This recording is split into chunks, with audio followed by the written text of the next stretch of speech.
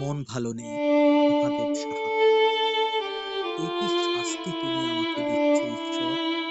এভাবে দগ্ধ হওয়ার কি বেঁচে থাকা? তবু মানুষ বেঁচে থাকতে চায়। আমি বেঁচে থাকতে চাই। আমি ভালোবাসতে চাই।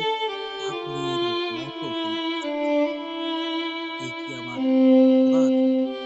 আজ বিষাদে ছুঁয়েছে বুক, বিষাদ ছুঁয়েছে বুক। মন ভালো নেই, মন ভালো নেই। তোমার আসার কথা ছিল, তোমার যাওয়ার কথা ছিল। আসা যাওয়ার পথের ধারে কত ঝড় বসেছে।